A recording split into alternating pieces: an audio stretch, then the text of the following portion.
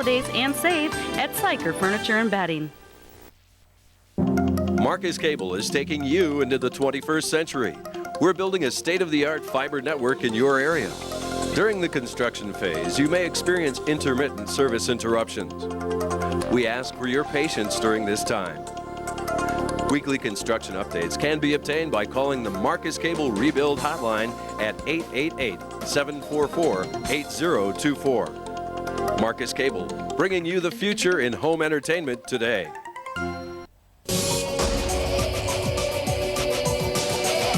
You're watching A&E.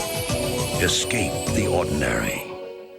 I've learned that it's not just a wrestling show. An A&E special presentation shatters the myth about America's most popular sport. It's far more real than people think. Beyond the hits, beyond the pounding, a true story of loyalty. As long as I don't sell out to my true fans. Betrayal. You've actually sabotaged my career. And the real wrestling that goes on beneath the ring. I have no sympathy whatsoever. Hitman Hart, Wrestling with Shadows. December 20th at 9 Eastern, 10 Pacific on A&E. Investigative Reports, brought to you in part by Charles Schwab. The Church of Scientology today produced what it called The Church of Scientology wasn't a religion. Discovered its connection to Scientology. It is a very difficult thing to reduce Scientology to a soundbite. Man is a spiritual being. He is not a piece of flesh. I'm part of a frontier in a way. It's a multi-level marketing scam. We want a clear planet. They've left me to die. What we have in Scientology is the answer.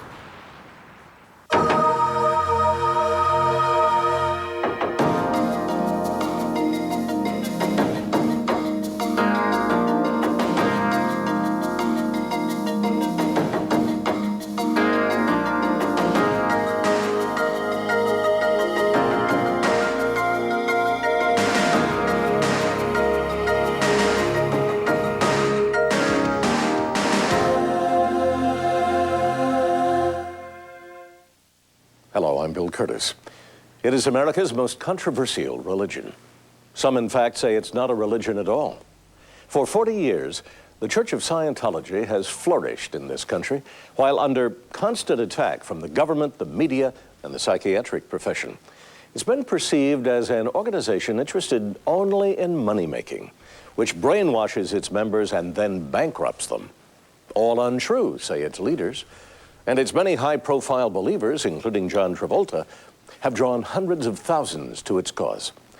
In this edition of Investigative Reports, a rare in-depth look into a group that says it is paying the price for its revolutionary ideas.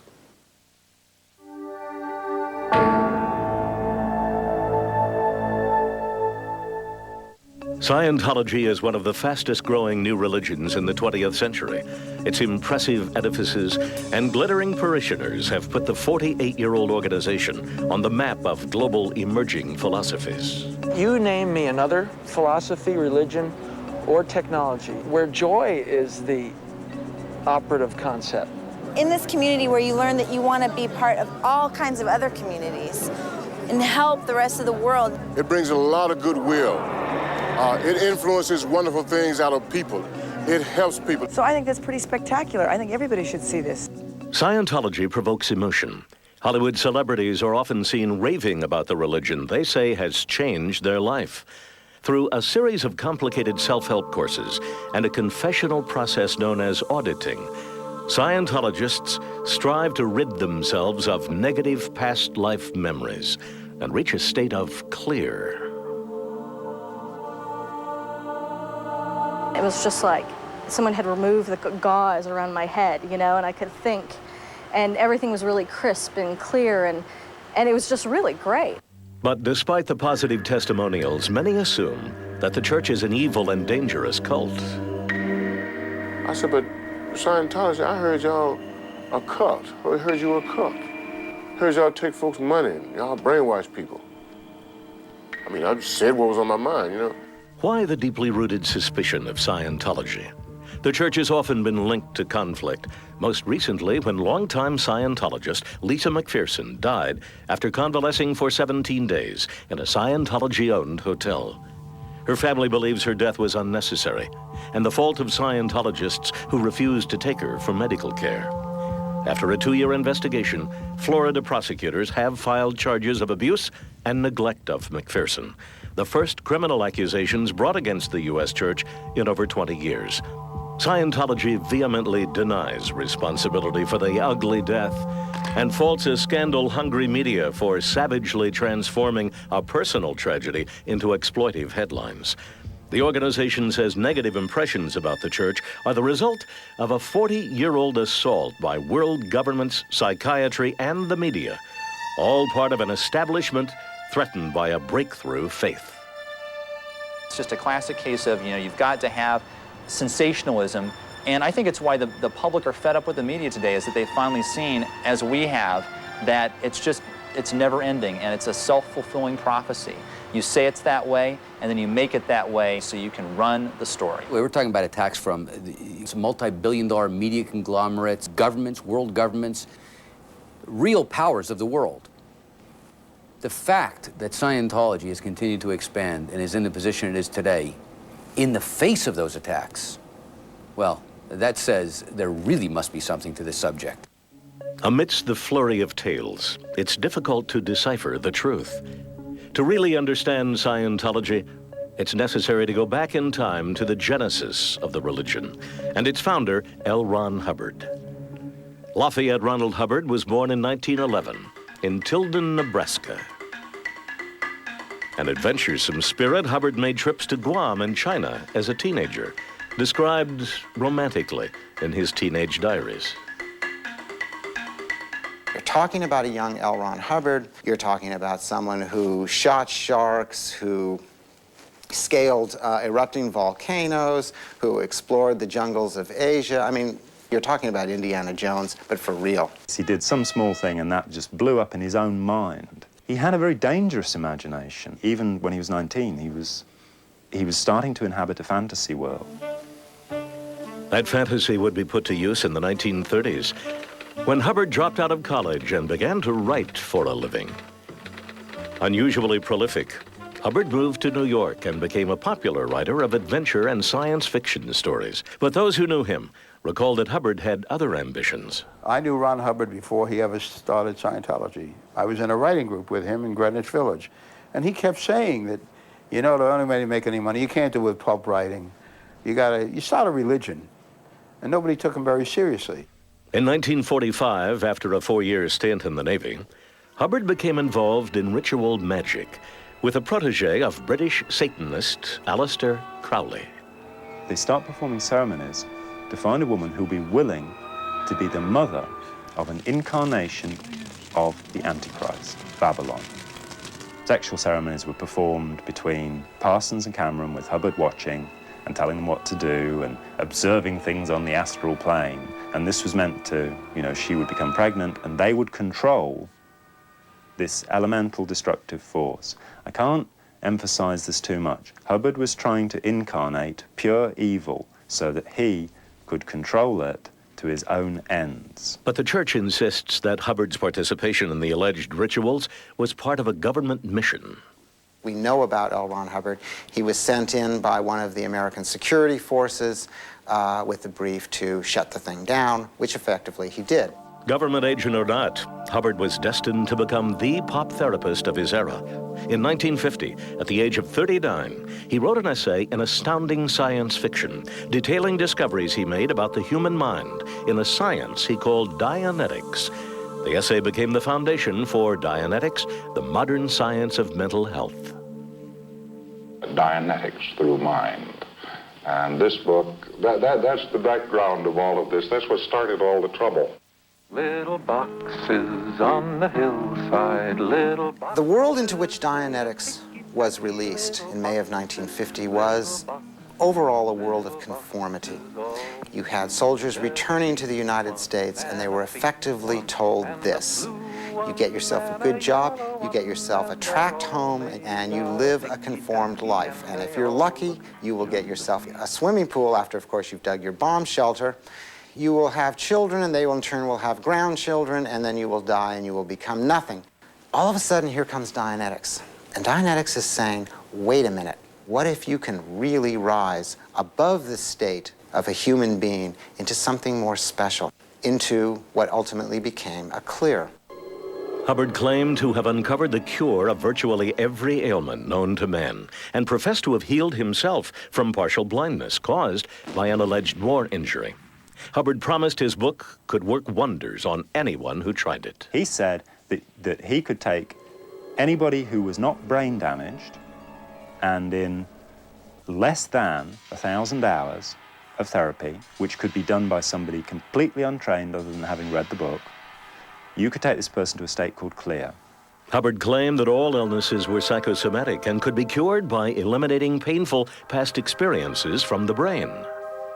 The brain is a sort of switchboard. And engrams is mental image pictures that consist of pain, whether it's mental or physical pain. It's there. We have two minds. We have the analytical mind that doesn't make mistakes at all. We have the reactive mind. That's the culprit. Hubbard said the troubling reactive mind could be forever discarded through auditing. During an auditing session, one confesses his innermost thoughts to another, all the while monitored by an electrometer, a tool similar to a lie detector. Auditing, said Hubbard, allowed one to relieve his mind from troubling past life traumas. Hubbard was eager to share Dianetics with prominent mental health experts.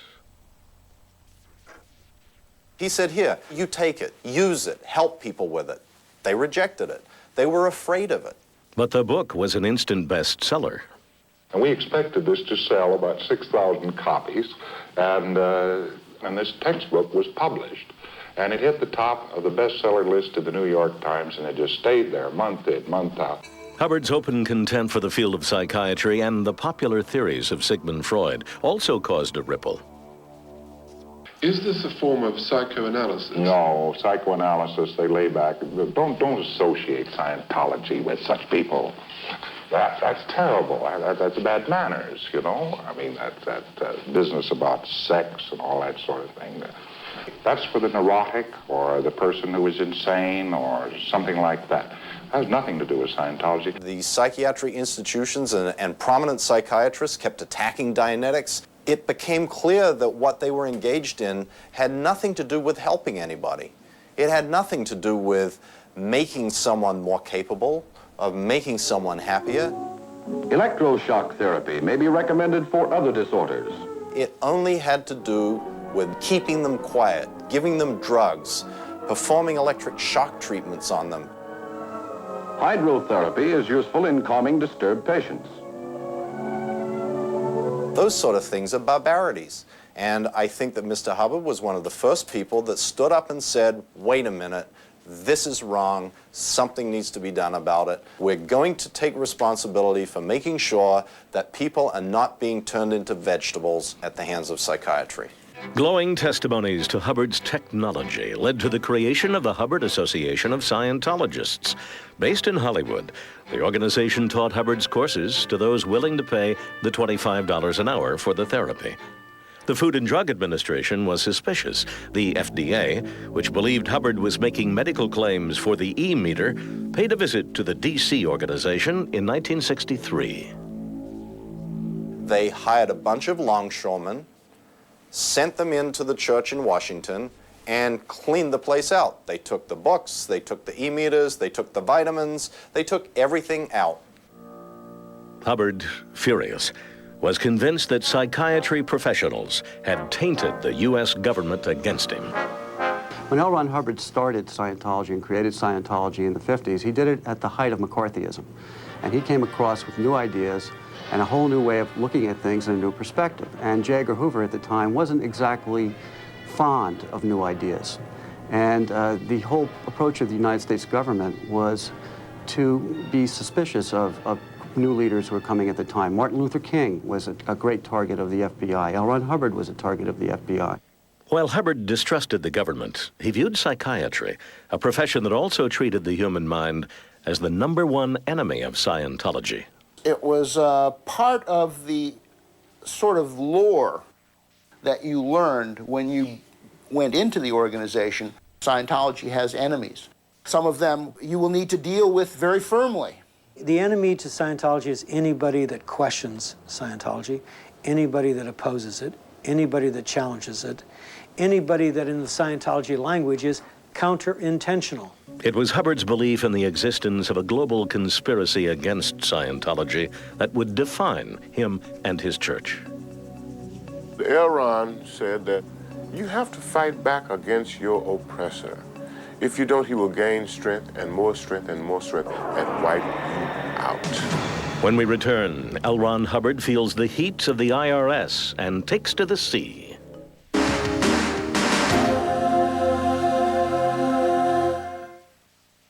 I often get asked, what type of investor am I? I want answers now. If I get the information today, I can act upon it. I can get the first call report, the Argus report, the Vickers report. If Home Depot drops below a particular price, I want to be notified. If I wanted to buy, sell, or sell short, I just click on the option. Certainly, I'm not the same type of investor I was when I was 30, when I was 40, or when I was 50. I can go on.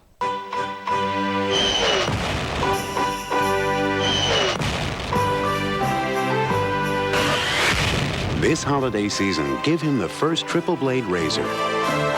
Mach 3, new from Gillette. Sure, you could always give a fruitcake this holiday, but let's try being a little more original. Luckily, there's a place with thousands of great gift ideas. Office Max. We go to the max for you. Who will it be? John Glenn. I like Hillary. Madeline Albright? Definitely. Monica Lewinsky. Frank Sinatra. Oh, yeah. Steven Spielberg. Who My mom. She's the greatest. Jerry Seinfeld. will be Biography of the Year? Me. Bill Clinton. I think so too. Kenneth Starr. My dad! An A&E special presentation. Biography of the Year 1998. Monday, December 28th at 8 Eastern, 9 Pacific on A&E. Tyrell Lohr is the 16-year-old computer whiz of Lusk, Wyoming. It's a nice town. It's just the right size. The people are friendly. He's mastered the ways of most Microsoft programs. He really helps people a lot. That's what he's known for. Tyrell would be the first person you would go to get help with computers. Tyrell is kind of a hero here in his own little way. I don't know where my reputation's come from exactly, but I try to help as much as I can. At Zales, the diamond store, you can get these classic 1-carat diamond earrings for only $4.99. And right now, get 12 months interest-free. Forever starts today with a diamond from Zales. At Zales, the diamond store, you can get this stunning 7-carat diamond cluster bracelet for just $19.99. And right now, get 12 months interest-free. Forever starts today with a diamond from Zales.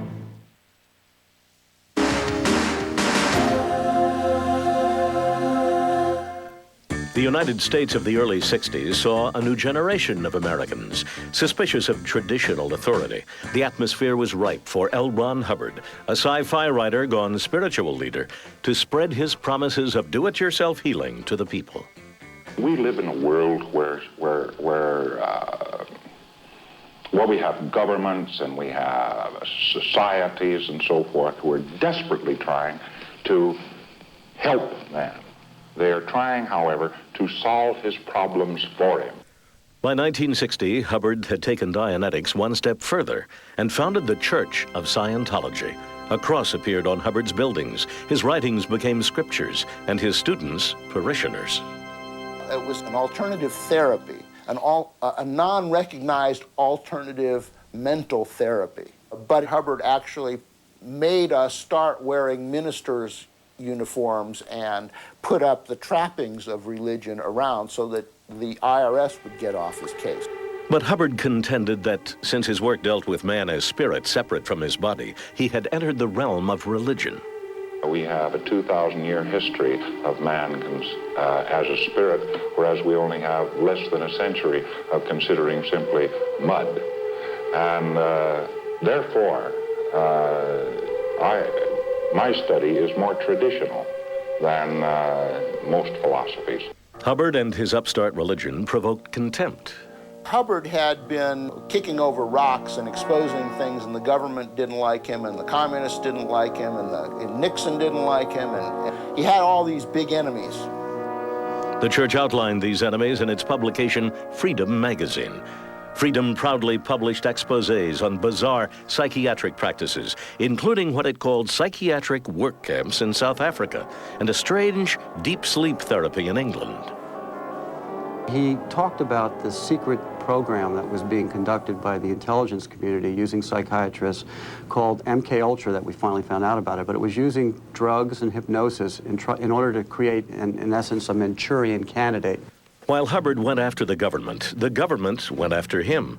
In 1967, the IRS revoked the Church of Scientology's tax exemption, stating that Scientology was a commercial, not religious organization. Hubbard lived in luxury and was suspected of skimming huge sums of money from the church. He immediately became the subject of an IRS probe into his financial dealings. Outraged, Hubbard began penning a number of policy letters on how to deal with Scientology's enemies. The fair game policy refers to utterly destroying any critics, that a Scientologist can do whatever is required to destroy a critic. And the fair game policy is one of the policy letters in that series of documents that also include how to conduct a noisy investigation, black propaganda. In the Manual of Justice, he writes, the purpose of the lawsuit is not to harass, but to destroy. Attorney Ford Green, a former follower of Sun Myung Moon, says Scientology's policies did not come as a surprise. All cults draw a dichotomy between those on the inside and those on the outside, where those on the outside are lesser people and are treated by a whole different system of morality that can justify misconduct from cheating, lying, to killing. Scientology calls it fair game. The Unification Church can call it heavenly deception. It became misinterpreted. And what it said was that if someone has left the Church of Scientology, or if someone is directly attacking the Church of Scientology, that person no longer has recourse to the internal ethics and justice procedures within the church. It was canceled. But for PR reasons, because it had been being misinterpreted. But ex-members claim that the militaristic policies remained. You have to understand that the mentality of the organization is that it's first of all, it's built on a military model. It's not a religious model. He's got policy letters that are called battle tactics, right? And there are battle plans. Hubbard's battle plan was executed by the Guardian's office, set up in 1966 to deal with Scientology foes. Hubbard, who had officially resigned as formal head of the church in 1966, put his wife, Mary Sue, in charge. But ex-members say Hubbard was still in charge. They were on Hubbard's intelligence agency. That was their purpose. And indeed, an intelligence specialist in the US has said that they were as effective as the CIA. In 1973, the Guardian's office implemented a program known as Operation Snow White. The group began to use the Freedom of Information Act to access government files, and it proved federal agencies were circulating lies about the church. He dreamed up a conspiracy to explain all this problem, and he created a top secret program called Snow White to uncover and find the source of this conspiracy. But Scientology did indeed uncover some bizarre documents in government files. At one point, there was a document that said, aha, we have discovered Timothy Leary knows a man called Alfred Hubbard. Alfred Hubbard obviously is L. Ron Hubbard. Therefore, perhaps L. Ron Hubbard is really Timothy Leary, and that there is money from LSD being channeled into the Church of Scientology. I mean, this is how absurd these reports were. There was this constant barrage of assaults coming from these government agencies. So the Guardian's office was set up in order to deal with those external-facing matters of the church. The target of media scrutiny and under investigation by tax authorities, Scientology's founder evaded growing hostility against him by purchasing a yacht and taking to sea. He went off to begin a project of further research. He took with him a few very dedicated members of the religion, which became the nucleus of what we now know today as the Sea Organization. The most dedicated members of the religion are members of the Sea Organization. They dedicate their entire lives to accomplishing the goals and objectives of Scientology. It's the people who sign a billion-year contract to come back lifetime after lifetime serving Hubbard. On the ship, Hubbard enhanced his bridge to total freedom, creating new levels above that of clear. Hubbard acquired more ships to accommodate the Sea Organization. The secrecy surrounding Hubbard's mini flotilla did not help Scientology's reputation abroad. Not only had to leave the United States, he finally had to leave the United Kingdom, and then he was kicked out of Greece. He couldn't even land his ship after a while. The animosity culminated in Portugal in 1975. A whole bunch of people were in the streets, and someone got them all hyped up, and they filled up a bunch of taxis with rocks, and they went down to the Apollo and they started stoning the ship. It was a time of incredible upheaval and upset and people in the streets, and this rumor went around. It went like wildfire. Pretty soon you're seeing on walls in the harbors, Apollo equals CIA, Apollo equals CIA. Frankly, we all thought it was pretty amusing. Like, the last people in the world to be accused of the CIA, of being the CIA is the Church of Scientology. We had been in a pitched battle with the CIA since 1950. After the incident, Hubbard returned to land, determined to uncover the source of the hostility against Scientology. What do you do when you're under assault? What do you do when you're being attacked by the biggest governments in the world? And this is not paranoia. How do you respond? How do you deal with it? Yes, there were a number of directives that were written. Ultimately, when you're in a battle with the United States government, for an example, if it's simply a war of attrition, there's no doubt who's going to win a war of attrition. And the war was just beginning. When Investigative Reports returns, the Church of Scientology does battle with the FBI and an author who dares to attack their motives.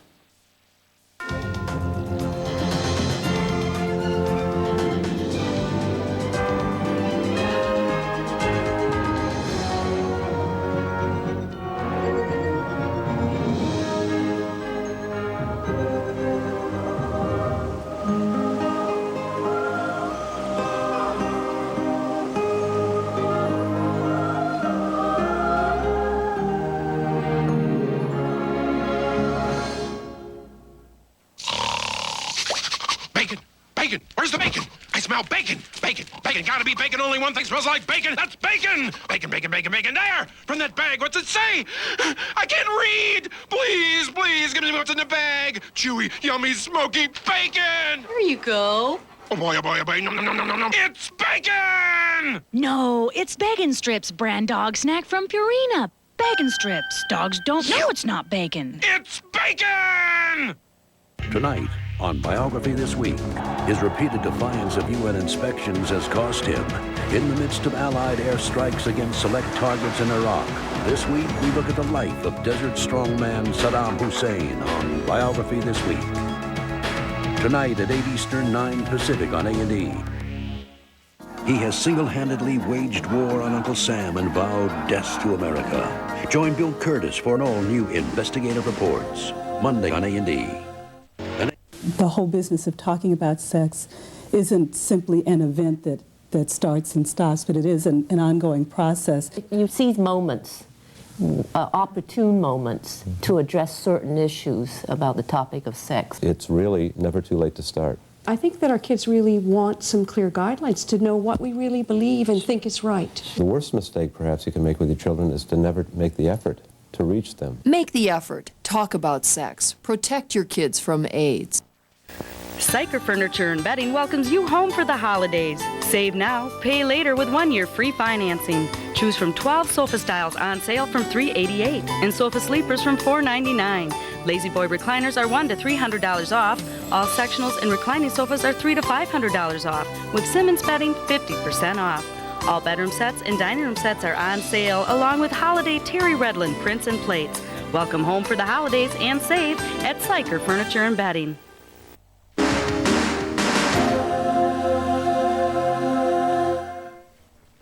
On July 7, 1977, 134 FBI agents stormed into Scientology centers in Washington and Los Angeles. We hit the front page of every newspaper in the country at that time. At an official press conference, the church claimed that its stance against the obscure Alaskan mental health bill had made it a target of the White House. We put out a publication, and Richard Nixon, who was vice president at that time, was in favor of this bill. And we attacked the bill and said that it's totally oppressive. And within 2 days, the Secret Service burst into our church and threatened us never to use Nixon's name again, and that they were sent here on express orders of Richard Nixon. So we're not a quiet group. It was revealed that the Church of Scientology was one of the top targets of the Nixon White House and was on the infamous Nixon enemies list, the White House list. But the raids revealed that Operation Snow White had gone too far. Members of the Guardian's office, in an attempt to prove a conspiracy against the church, had been robbing government files and infiltrating federal agencies. They started burglarizing government files, burglarizing media files, burglarizing psychiatrist files. And one of the intelligence boys walked off and told the story to the Department of Justice, which had begun to piece some things together. Several top Scientologists were arrested. Hubbard's wife, Mary Sue, was among those jailed for the crimes. Suddenly, this was no longer just a little thing on the side that some people were doing, like meditation and chanting. This was something that was taking on the federal government, taking on the media, taking on professionals, taking on judges, and that's when Hubbard became the focus. But Hubbard had vanished. After the raid of 77, Hubbard went into serious hiding. He was, at one point, hiding at a place between Los Angeles and Palm Springs, out there on the edge of the desert. Back in Los Angeles, church officials were dealing with a public relations nightmare. With the raid of 77, they got all of our files. They got our secret packs. They got the stuff that we studied. They began to get the directives regarding how this is all done. So suddenly, the Magic Act was gone. Most damaging were files showing that the church waged war on its critics by dead agenting them. And now dead agenting somebody means making them not be credible anymore by reason of showing the world the dirt, the real dirt on them. He wrote at one point, investigate those who attack us, make it as rough as possible, spread lurid lies. One example of this policy captured the media's attention. The FBI discovered Scientology's documents explaining what they were doing to Paulette Cooper and how they were doing it. In 1971, Cooper had written The Scandal of Scientology. She was the first person who ever wrote a book critical of Scientology, and in furtherance of their opportunistic policy of retribution called fair game, set her up. Operation Freakout was used to intimidate Cooper. An anonymous letter was sent to all the tenants of the apartment block she was in. I think there was something like 200 people, saying that she was a child molester. They also hired a private investigator to go to her door and put a gun to her head. Unloaded, but pulled the trigger. The final trick was somebody somehow got her fingerprints on a piece of paper, and they then wrote a bomb threat on this piece of paper and sent it to an Israeli embassy. So the FBI were around there and arrested her. Paulette Cooper was driven very, very close to the brink of a total nervous breakdown by what happened to her. Really, it was a pretty stupid thing to do. But they stepped outside the law. They were thrown out of the church. Paulette Cooper refused to be interviewed for this program, citing fears of harassment by Scientology. The church claimed Hubbard knew nothing of Operation Freakout and promised it was restructuring the church. There was a reorganization that took place in order to structure the church so that nothing like that could ever happen again. What happened in 1982 was that Church of Scientology expelled something like 600 members. And we were told, as you'll probably remember, that we weren't allowed to talk to these people. The bad press had damaged the church, which many began to describe as a cult. The 80s found the anti-cult movement flourishing. The shocking images of Jim Jones and hundreds of his followers dead from cyanide-laced Kool-Aid, still fresh in the American psyche.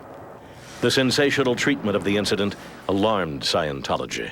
Jim Jones and his activity was really a fairly mainstream Christian church.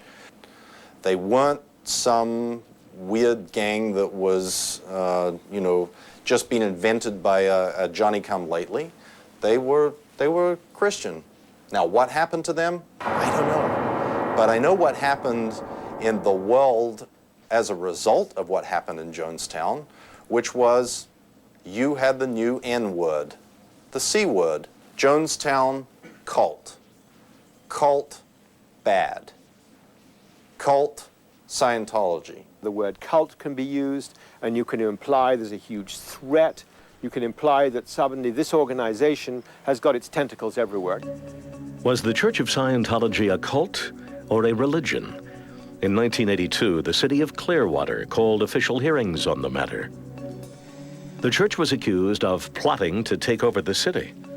Ex-members came forward to recount their horror stories about the church. At the hearings, former Sea Organization Captain Scott Mayer spoke about life on the ship with Hubbard. We all heard him from time to time screaming and yelling on the ship at somebody. He had an incredibly fierce temper. Anybody at any time could be put down in the bilges, or put up on the rails and tossed overboard. I mean, somebody would fish him out, but it was mostly the humiliation factor of being, like the old walking the plank. Supposed illegal activities on board the ships were also revealed. Telex transmissions were used to set up fund smuggling, and he had a couple $1 million in a strongbox right on the Apollo. The notion that Scientology was a dangerous cult was furthered by bizarre tales about the Rehabilitation Project Force, a discipline program where Sea Organization members perform hard labor. You can make any religion sound really dumb. Supposing you said there's a cult in which the members of this cult, the Christian cult, they go around and they eat a biscuit, which they say is the body of their God, and they drink wine, which they say is the blood of their God, and this is a ritual. You could make this sound absurd. What's happened with Scientology is that it's become like the representative demon cult. But was Scientology a sect that endangered its own devotees, or an unjustly demonized emerging religion? The policies of the church were now coming under increasing scrutiny, and the critics want some definitive answers from its founder, L. Ron Hubbard. But where was he?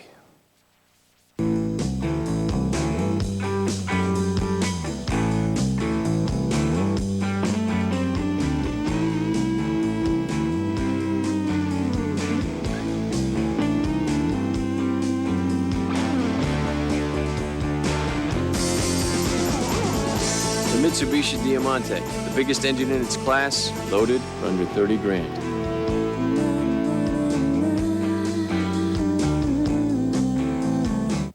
For years, the photo center at Walgreens has been known for quality photo processing. Now, with the Kodak Picture Maker, you can create do-it-yourself prints in a number of different sizes in less than 5 minutes. You can even get a set of prints on floppy disk or the internet, so you can send your photos online. Create photo greeting cards today, and they're ready the next day. Walgreens Photo Center, where America takes its pictures. Have a bagel, dear. There's a hole in it, Marion. Hey, guys! Sweetheart, why is Scooter in our window? Big news. 10-10-3-2-1 is better than ever. It's always been great. But now 10-10-3-2-1 saves 50% on calls over 10 minutes. See, Tom, you don't know everything. 50% off 10 minutes every day? Every day, 24/7. What about calls to Canada? International calls over 10 minutes are half off, too. That's great, dear. Come in out of the cold. Marion. Can't. Gotta tell the Peterson! Who doesn't want to save 50%? As time goes by, Biography winds back the clock and looks at 5 lives we held close to our hearts. Sonny Bono, Roddy McDowell, Lloyd Bridges, Alice Faye, Roy Rogers. Remembering people who touched us. He just loves people. Dreamed with us. You're on top of the world. People you thought you knew. A&E will take you back when biography remembers. All next week at 8 Eastern, 9 Pacific on A&E. Nobody does it like you, the way that you do. Nobody's got the power to please me. The Hoover Steam Vac Ultra has 5 rotating brushes. Plus, it has a powered hand tool with 2 more brushes. It cleans like a whole crew of professionals. So, you know, there's really no comparison. Hoover, nobody Steam Vac Ultra. does it like you.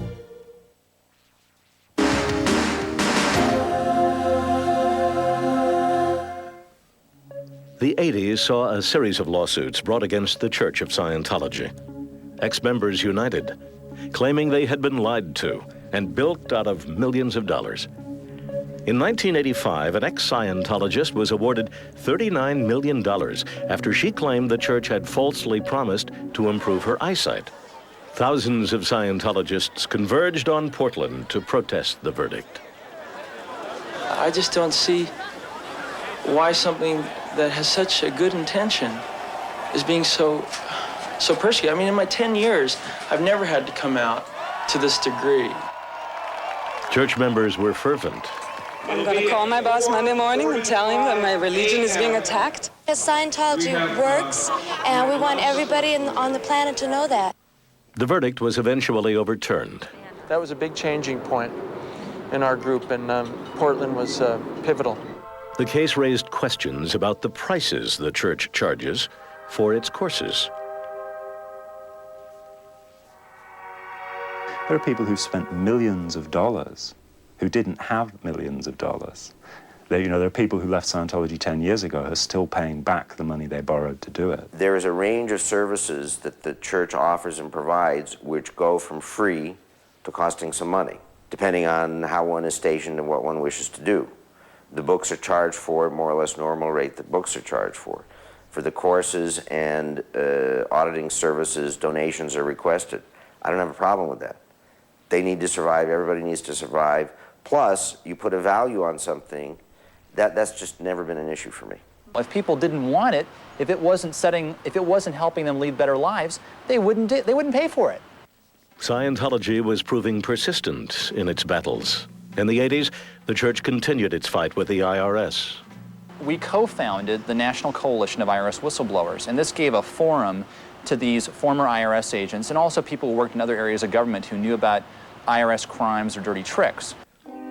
And throughout all of this, not a word from L. Ron Hubbard. In fact, in 1982, Hubbard's estranged son claimed his father was dead. When's the last time you saw him? September 1959. Everybody else, I haven't seen him since March 1980. There's got to be more to it than that. You're taking this to court. What? Well, I think we have enough evidence to show that he is probably dead, but of course we don't have his body. The church moved fast to defuse the rumor. The Church of Scientology today produced what it called evidence to quell rumors that its founder, L. Ron Hubbard, is dead. I have here my own personal copy with the 2 colored spots of ink and with Mr. Hubbard's personal fingerprint over the ink, scientifically proving that Mr. Hubbard had to be signing this document and putting together after February 2nd, 1983. Church officials also produced greetings from Hubbard. With inexorable promptitude, 1983 is upon us. Is that Ron Hubbard? You bet your life. The church said Hubbard was not hiding nor dodging subpoenas, but writing and directing internal technical films. There would be 6 messengers on duty when he was filming.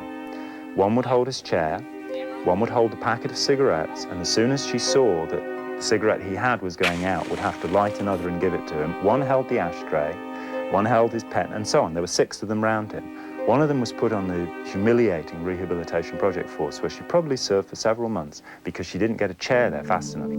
Conflicting reports began to emerge about how Hubbard was spending his final years. He suddenly found himself with a little spare time on his hand, so he turned to the world of fiction. What came out of that was Battlefield Earth and the 10-volume Mission Earth series. The last time I saw him, he was shaking, virtually uncontrollable. He was kind of dithering around trying to explain something about the sunlight. On January 27, 1986, the news broke. L. Ron Hubbard was dead. The announcement provoked wild media speculation. The people who were more or less having difficulty with Scientology were trying to prove that he was dead when he was alive. When he died, they were trying to prove he was alive. So, you know, this is the media. Some cried that with Hubbard unable to cancel policies and make new proclamations, Scientology would be unable to change with the times. According to Scientology's definitions, Scripture is what was written and spoken by L. Ron Hubbard. It can't change. Scientology's policies and practices are written in stone. We will not allow it to become aberrated. We will not change it. If it ain't broke, don't fix it. To Scientologists who believe in reincarnation, the news was hopeful. The last thing that was really wanted was for Hubbard to be sort of dead, like a mortal man. So something had to be dreamed up. And so what was dreamed up was that he had moved on to a new level of research.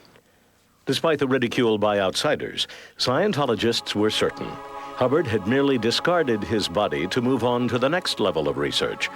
Hubbard had achieved his goal, to operate at a state outside the body. A being is a being. He is a spirit, and he actually can exist independent of his body. This is one of the more interesting discoveries in Scientology. The charismatic leader of the Church of Scientology had passed on. Could Scientology outlive its founder?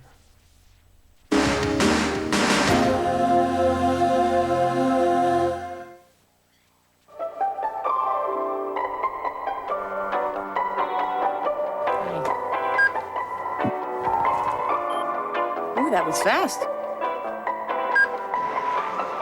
You wouldn't want to try this over there.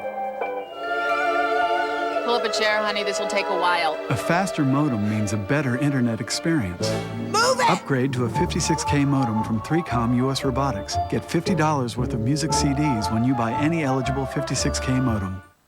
Good.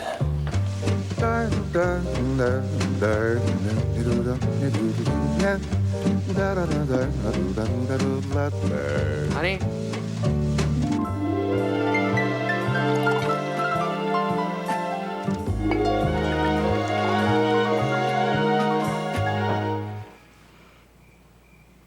Hello. There are some things you've come to count on.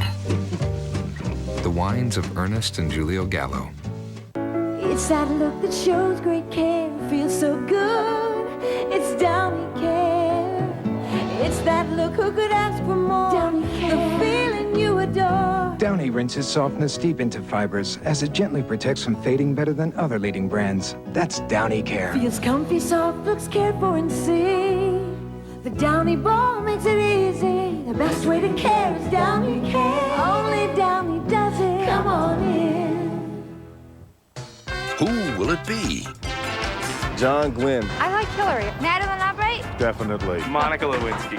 Frank Sinatra. Oh, yeah. Steven Spielberg. Who My mom. She's the greatest. Jerry Seinfeld. will be Biography of the Year? Who? Me. Bill Clinton. I think so too. Kenneth Starr. My dad! An A&E special presentation. Biography of the Year 1998. Monday, December 28th at 8 Eastern, 9 Pacific on A&E. What do you want out of life? What do you imagine it to be? We're American General Financial Group, helping over 12 million people live the life they've imagined. With retirement plans, life insurance, and consumer loans. American General Financial Group. Live the life you've imagined.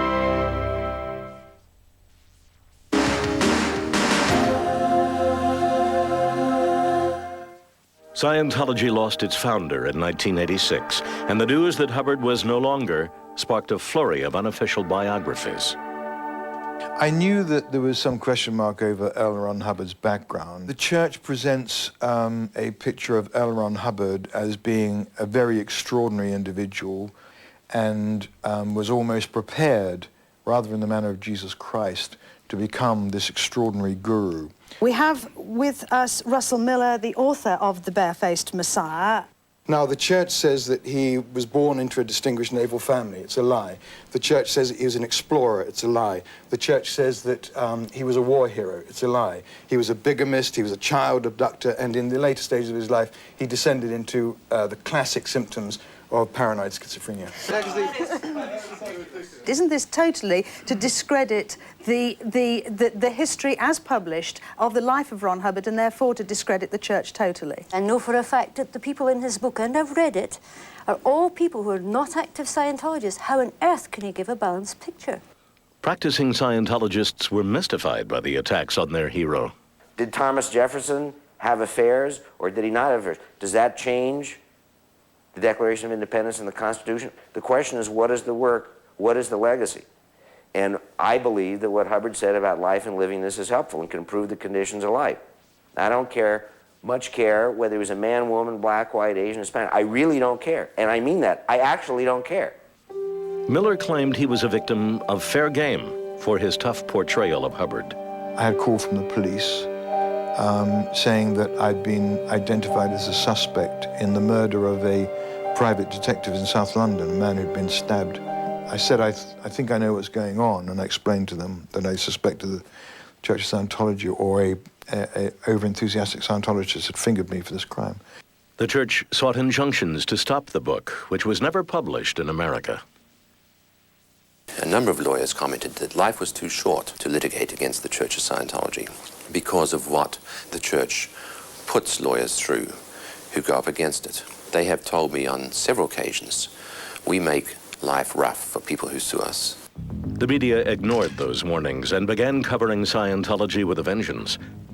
In April 1991, Time magazine published Cult of Greed, a scathing cover story on the Church of Scientology. The Time magazine article charged that the Church of Scientology wasn't a religion, but rather an organization obsessed with making money. The relentless article called Hubbard a lying flim-flam man, accused the church of mind control, and contended that the church's parent organization was squirreling away over $400 million in offshore bank accounts. Scientology fought back by slapping Time with a $416 million libel suit. After our cover story, the church launched a multi-million-dollar ad campaign smearing me and smearing Time magazine. The church accused Time magazine of being at the hands of Eli Lilly, makers of Prozac and a Scientology foe. That article was the product of a campaign that was being waged to discredit the church for exposing the dangers of Prozac. And Eli Lilly and Company purchased 750,000 copies of that magazine before it went to print. They have depressed the share value of Eli Lilly, which probably concerns Eli Lilly. And I believe it's part of Hubbard's vendetta against psychiatry. Eli Lilly refused to comment on the Church of Scientology. After spending $10 million in legal fees, Time won the suit. Defamation lawsuits can really serve as a deterrent to people who engage in provocative or controversial or offensive expression. What the Supreme Court has called this kind of effect is a chilling effect. Is the job of the press to just look at somebody's mask and say, oh, well, of course, that's what you are? Or is the job of the press to dig behind and see really what the substance is and to really see what's going on? Journalists who have covered Scientology have long held that they are harassed and investigated. I believe that Scientology tries to make reporting about Scientology a traumatic experience in the hopes that it will prevent reporters or deter reporters from writing about them. And of course, you never go into an interview without doing a background check on the reporter. So you run that reporter through the voting records, through the bankruptcy records, through court records. You interview his friends, you see what else they've done, so you get a feel of this, whether or not this is an enemy reporter. Well, of course, Scientology, for journalists, has become like a target of opportunity. It's like you can portray it as this demonic organization, you can portray it as greedy, as relentless, as a dangerous foe, which of course gives the impression that you're very courageous to be going after it. German reporter Mona Boutros recently experienced Scientology's tough policy on unfriendly journalists. Crew, persons with you, he has been physically threatened by the Church of Scientology, and they are the ones following us. They're stalking us. Our main objective in the dark side of Scientology was to inform the public about criminal activities of the church. Once we began shooting, the angle changed once the church found out about our project. Once they observed us gathering information and filming, they didn't leave us alone after that. They followed us and they put pressure tactics and prevented us from working independently as journalists. The BMW is, yes, 3 cars, and we would like to come to the closest police station. You got to say it's stalking, because that's the felony. The only time that we have done anything to investigate a journalist who was doing an investigation into Scientology was when they wouldn't come to us, when they wouldn't ask us, what is it, what's the truth about this, when they wouldn't accept any of the information that we gave them, when they were clearly operating on some other agenda. Now, when someone like that shows up and they feel like they have the right to be digging around and investigating and finding out all the dirt and stuff that they can dig up to put in a story about us, I see nothing wrong with going and investigating what is it that's motivating them. Who said that a journalist is immune from someone looking into their methods and activities? Despite the possible headaches of covering Scientology, an interest in getting the inside story persists, leading to undercover investigations by reporters who delight in provoking the church. I'm not going to lie and say I had a completely open mind. I mean, I thought, because I noticed the scam working, as soon as I walked in the door, them making a play from my credit card. I'm an introductory to Dianetics graduate. I got my hands around those cans of that e-meter, and baby, my needle floated. It floated good. The church says the cynicism comes from a media in search of the sensational. The media's interest in 3-headed babies, in people that have been impregnated by outer space UFO aliens, because I think it's very easy for the media, particularly people that are doing a short program or writing a short story, there's something they got to bang out in a couple of hours, to take and try and reduce things to sound bites. And because Scientology doesn't reduce to a soundbite, it just doesn't lend itself to media coverage. It doesn't lend itself to some kind of accurate treatment.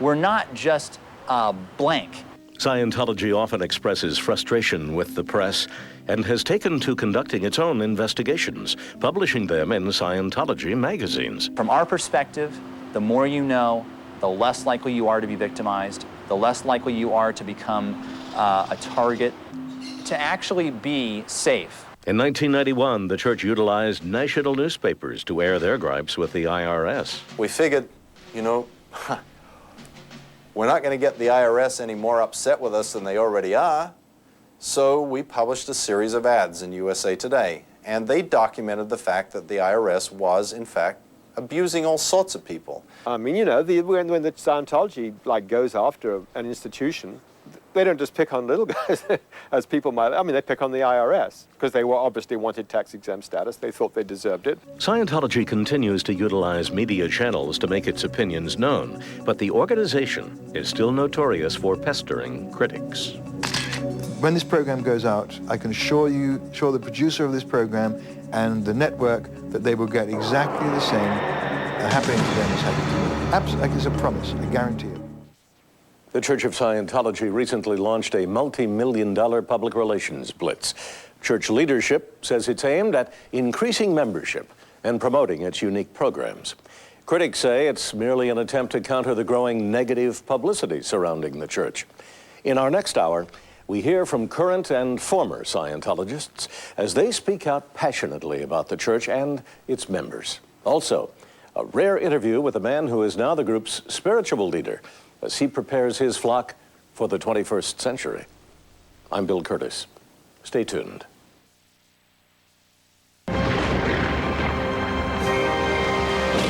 In the financial world, to survive, you must keep on the move. It is not a world for the hesitant or the timid. Sometimes, to defend against larger, fiercer competitors, your best choice is merger or acquisition. But beware, lest your careful, well-planned strategy should result instead in failure or doom. In these troubled waters, experience, knowledge, and size are your best allies. If you're considering strengthening your company through merger or acquisition, think first of First Union. Wherever you plan to go, we have been there before. Come to the mountain called First Union. Or if you prefer, the mountain will come to you. Tonight, on Biography This Week, his repeated defiance of UN inspections has cost him. In the midst of Allied airstrikes against select targets in Iraq, this week we look at the life of Desert Strongman Saddam Hussein on Biography This Week. Tonight at 8 Eastern, 9 Pacific on A&E. An A&E special presentation, a true story of loyalty. As long as I don't sell out my true fans. Betrayal. You've actually sabotaged my career. And the real wrestling that goes on beneath the ring. Hitman Hart, Wrestling with Shadows. Tomorrow at 9 Eastern, 10 Pacific on A&E. It's not easy to choose the right satellite service because there are so many things you have to consider. Dish prices are all over the place. The equipment from one doesn't work with another. Each service offers a different number of channels, and installation and monthly fees vary drastically. Want some help? The Satellite Entertainment Information Center offers this free fact-filled report comparing all the satellite services. Just call this toll-free number, 1-888-DISH-HELP, to get your free guide. It's a great place to start. Woldenberg's Women and Men's Apparel in the Hilldale Shopping Center. At Woldenberg's, you'll always find the latest fashions from around the world. Holiday time at Woldenberg's. See the line of new cruisewear just in. You'll be the talk of any holiday event with formal wear from St. John. Gifts galore for the men with sweaters and shirts, as well as cashmere and handbags for the women. At Woldenberg's. You'll enjoy the service and style at Woldenberg's in the Hilldale Shopping Center.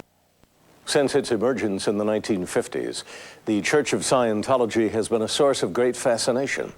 It has spent many of those years at war with the U.S. government, the press, and portions of the public.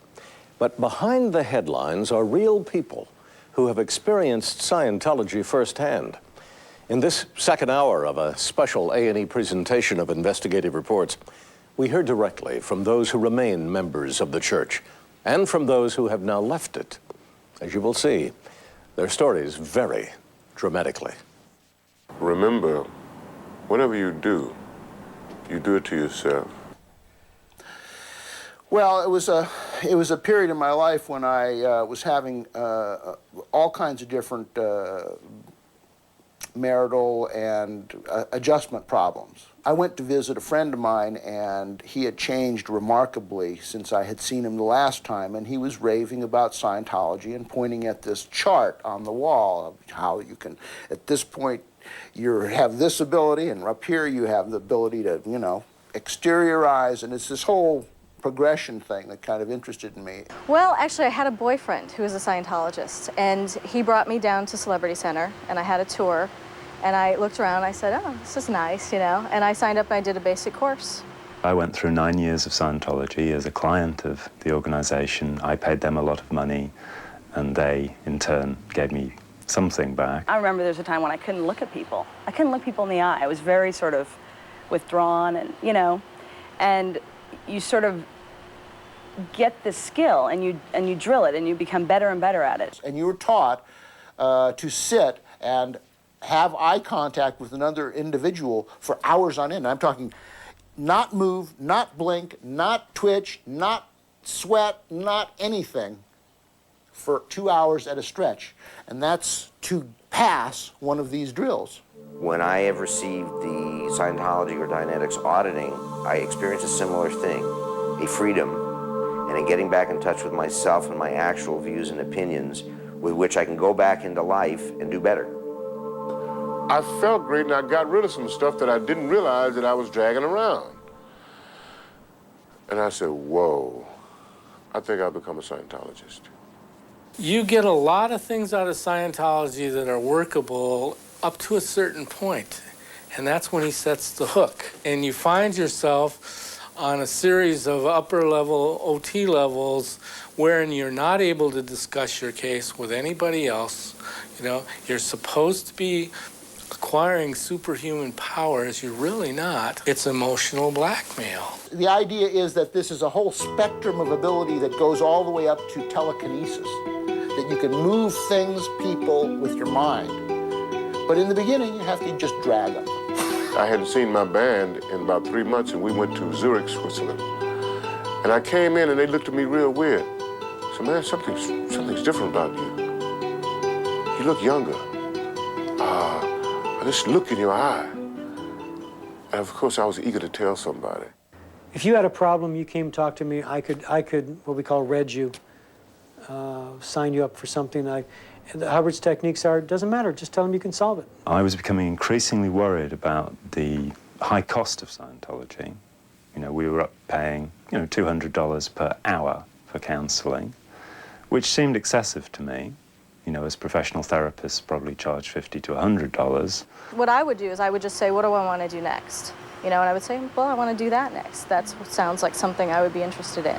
And then I would just, you know, gradually and pay on it, and before you know it, you've got it paid. I became a Sea Org member, and from there on, I was 24-hour-a-day Scientologist. I had no personal life. I lived in Scientology buildings. I was fed by Scientology. I was paid my $17.50 a week when I got paid at all. In 1979, I was put in the rehabilitation project force because I made a joke about one of Hubbard's policies. RPF stands for Rehabilitation Project Force. It is a program that is exclusively for the benefit of Sea Organization members. If they are stressed out, if they're not doing well on their job, if they're having problems, have them do menial type work and 5 hours a day of auditing and Scientology training. It's a fabulous program. I was locked in a chicken wire cage that was in the basement of the Fort Harrison Hotel, where there's just huge boilers and dripping pipes, real gothic, you know, kind of scene. They came banging on the door one night, early morning at 4 a.m. once, and they took my wife. It really lets you know what it's like to live with the Gestapo when you can be so controlled and so afraid that they can just say, your wife's leaving, grab a couple of things, you're coming with us, and tell me to just go back to bed, and I go back to bed. The stories I began to hear were incredible. My membership was relatively soft. I was never on the staff of Scientology. Nobody had told me that people were thrown off the ships into the water, put into the chain lockers. I didn't know. In 9 years, that's how secretive Scientology is, and it's the mentality that it creates in members. If a monk that was in a Catholic order left the monastery and he went out and he went to the media and he said, you know, when I was in that monastery, I was not able to talk to anybody. I was never able to see my family. I had to sleep on a bed of straw or on concrete. I got woken up 7 times a night to say prayers. Do you think that if someone went out with those sort of allegations to the media, that anybody would give them even the time of day? If you're connected with somebody who is against Scientology principles, you're required to disconnect from them. If you want to continue in Scientology, you have to disconnect from them. Disconnect means exactly what it sounds like. You can have no contact with the person. You don't let them call you, you don't let them write you, don't answer their letters. They are out of your life. If you have someone who is antagonistic to you and your objectives in life, and you are unable to get that person to stop being antagonistic towards doing that, then you have 2 choices. You either stop doing what you're doing that they are complaining about, or you don't pay any attention to what they're saying anymore, and you cut off the line. I was required to disconnect from my brother, and I nearly disconnected from my parents. You know, people were living in misery. They weren't getting what they were supposed to be getting, which was spiritual enlightenment. I never heard the word God used once in all of that time. I never saw a church service. All I ever did was see people worked into the ground to make money for Hubbard. And after a while, I just couldn't stomach it anymore. I had to leave. That's all you have to do in a cult, is say, I'm not going to go along with it. And they got no use for you anymore. So 15 years later, I was shown the door. They came after me, and I could hear the motorcycles, because they have the motorcycles, they start out. And they came looking for me. I went to a home of somebody on the reservation. I just knocked at the door. I said, excuse me, but my car broke down over here. Do you mind if I just use your phone? I'll pay you, and I just had some money, and I have to call, so I called my wife. And I called her, and I was crushed because she said they're here with me. Because by the time I got into the phone, they had gone up there, and they had grabbed a hold of her, and they had her under guard. And I knew I was trapped. They let me call a cab, and as I got out of the cab, there was one of the guards in one of the trucks behind me. He says, "Hi, Vaughn." And I said, "Just get away from me," and I made it into the motel. I knew they wouldn't try to physically drag me out. They don't do that. It's always coercion. They smiled, everything's gonna be fine, come on back, etc. And so I was talked back in. And that's why I make this comparison to the drug addict and the alcoholic. You know, oh yeah, we'll talk about your alcohol problem. Here, have a drink. Let's talk about it. I had 2 children. My oldest and my youngest children were living with me. The oldest had signed a Sea Org contract at age 9. I said, do you want to stay or do you want to come with me? I'm leaving Scientology. She decided she wanted to stay, and it took her another year to get out of there, and she almost didn't. It gets inside people, it saturates people. In a study of cults done by Conway and Siegelman in the US, they studied 1,000 ex-cult members, and at the end, they said Scientology has the most debilitating set of rituals of any cult in America. They reckoned that recovery time, unassisted, for somebody who left Scientology would average 12.5 years. It's like getting on a boat, pushing off from shore, and not even knowing what's out there, and not even knowing if there's an edge of the world you might fall off. But all you know is I would rather die on the open seas and die a free man than die inside that organization with what I've come to see is just complete totalitarian mind control. I mean, I made it through Vietnam. I've made it through more. I should have been dead years ago. If I go now, I go now. You know, but if I can do something to keep someone else from getting hurt, or someone else from being conned, someone else's life from being messed up by these creeps, I'm more than willing to do it. It's a small price to pay. That's the way I feel about it. Sometimes when you veer off the road to total freedom, you can get back on. If you get off, you might get chewed up. If you stay on, you will get through it. You got to trust it. But if you freak out, I don't want to do this no more. Things can happen. If 1/10 of what these people say goes on in Scientology really did go on, there would be no Church of Scientology. This same small group of people, the ones that manage to get themselves into the media, the ones that go around, probably the ones that have contacted you and told you stories, those exact people are the people that have demanded tens, hundreds of thousands, or millions of dollars from the church to shut up. Now, if it really was true what they were saying, why would they be demanding money to stop? When Investigative Reports returns, the church in cyberspace.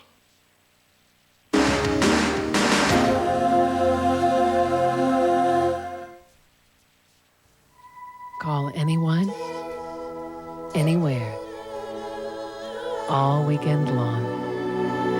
Introducing Sprint Unlimited Weekends. Only $25 a month. Sprint ahead.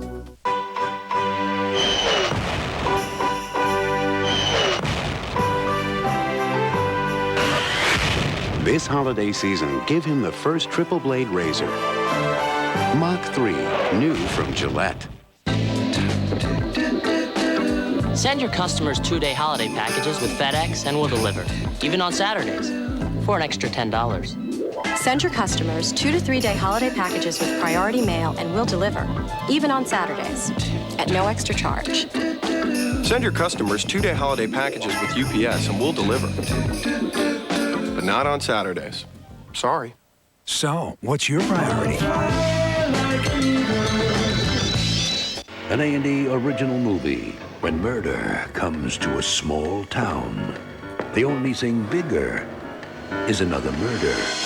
Gene Wilder comes to A&E in a role only he could write. How did she die? I just wanted him dead. Think he killed his father? I don't like guessing games. No, Tony, get her out of here! Murder in a Small Town. Premiering January 10th on A&E. The suspense could kill you.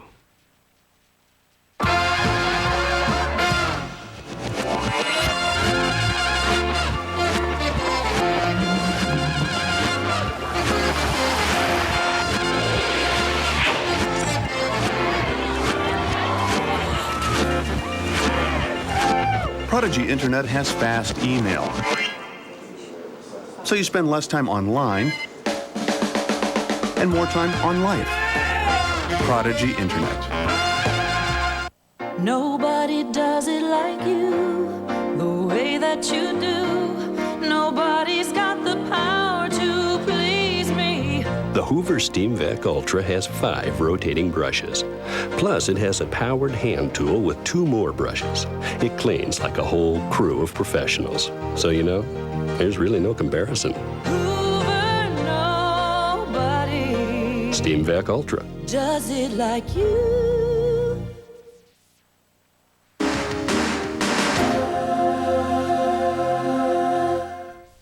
The 90s brought with it a new challenge for the Church of Scientology in the form of the Internet. The Internet has been a disaster for Scientology. Netizens, or people who spend a lot of time on the net, have a particular Wild West attitude towards the First Amendment. They believe in freedom of speech, and any attempt to circumvent their freedom of speech is resisted. Anti-Scientology websites have sprouted up, giving a louder voice to Scientology's dissident community. I just called them liars. I called them liars from every different angle. Ehrlich and others began denouncing Scientology and its founder. They were on the news group making false representations, lying, and I just pointed it out in very graphic terms that they were lying. And when proof was required, I quoted to give them the proof. Ex-Scientologists also began disseminating the mysterious OT3, an advanced level in Scientology that is said to trace the source of man's pain to over 70 million years ago. I think it's really irresponsible. It happens to be confidential material. And people, when they get to that level, they read and see that material. And it's placed at that level for a reason. Whenever something goes wrong in terms of public relations, it's called, in Hubbard speak, it's called a PR flap. This is the granddaddy of PR flaps. The church wasted no time in getting their attorneys on the case. This is simply a matter of property rights being protected. It is not a freedom of the press issue. It is not a news gathering issue. It is not a freedom of speech issue. Everybody has documents and things they don't want to be seen, and, you know, which is proprietary information. Everybody wants that. Why do the Scientologists go after people who attack them? I think they do feel, and they've acquired over the years, a siege mentality. And they've been under a certain amount of siege. In 1995, the Church of Scientology, assisted by U.S. Marshals, raided the homes of 3 of its harshest detractors. Arnaldo Lerma caught the raid of his home on video. Church officials confiscated materials relating to Scientology on the grounds that the copywritten works were being exploited on the net. Is there a court order permitting you to be the substitute custodian for this search and seizure? If you want to see the court order, you can.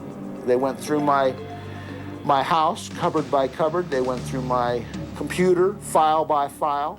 They copied whatever they wanted off of my computer. They copied my hard disk. They deleted whatever they wanted off my hard disk.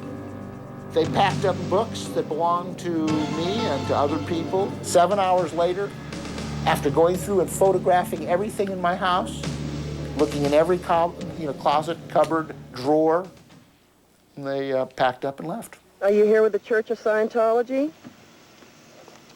No comment. No comment? What authority do you have to be taking these records? Do you think it's okay for him to steal property? Ehrlich and others claimed their rights have been violated. So Scientology has ensured protection of its market share by suppressing speech. Because the more speech there is, the less successful Scientology is going to be. They are really their own worst enemy. They are the ones that make the critics. Then they force the critics to become enemies, and then these people become lifelong warriors, and they fulfill their own conspiracy theories by creating enemies, by their treatment of people. I believe that on the internet, freedom of speech is a primary. And the more that we let fascistic, totalistic groups like Scientology erode our rights, the less of this fantastic new medium, the less it's going to mean. The cry that these people give in justification is, the internet is an anarchy, we're anarchists, you can't stop us, so therefore, by trying to enforce the law, somehow that gets translated into, you're trying to stamp out free speech.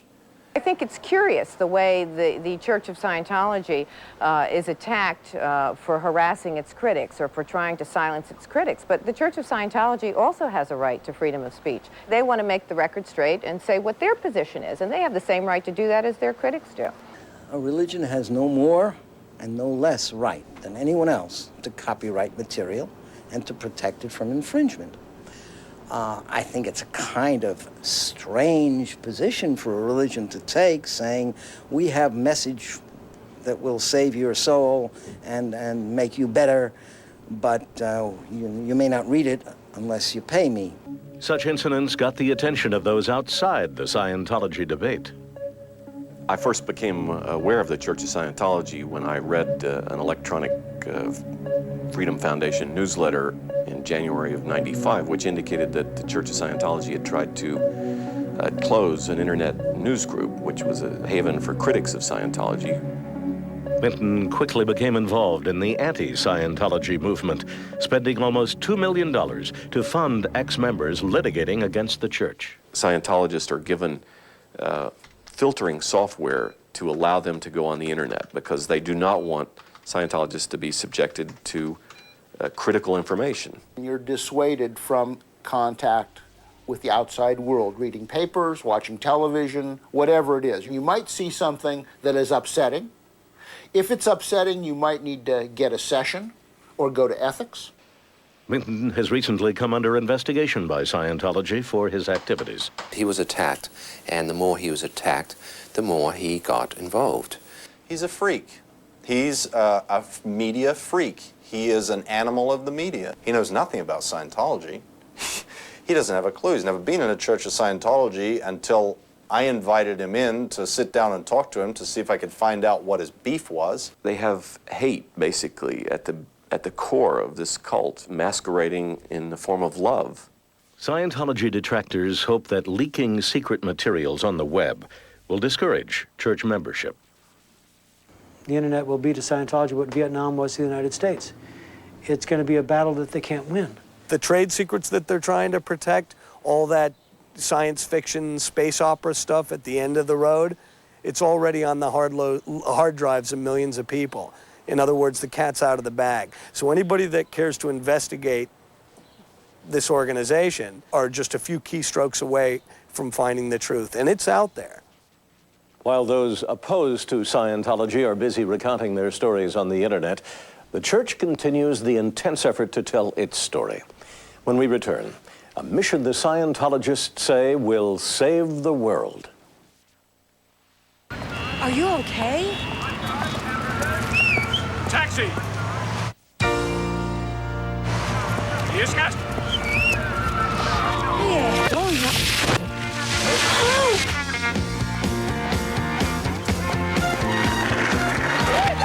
Prodigy Internet has faster download speeds, so you spend less time online and more time on life. Prodigy Internet.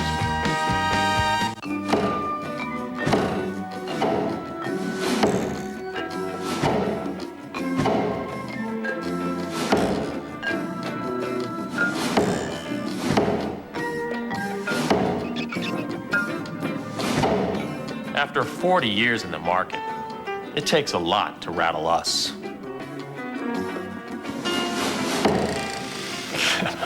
Call American Century at 1-800-422-7420. He has single-handedly waged war on Uncle Sam and vowed death to America. Nothing is more important to Osama bin Laden than the killing of American citizens. Join Bill Curtis for an inside look at one man's trail of terror on an all-new Investigative Reports. Monday at 9 Eastern, 10 Pacific on A&E. Shine, for your light has come. Happy Hanukkah from A&E. Marcus Cable is taking you into the 21st century. We're building a state-of-the-art fiber network in your area.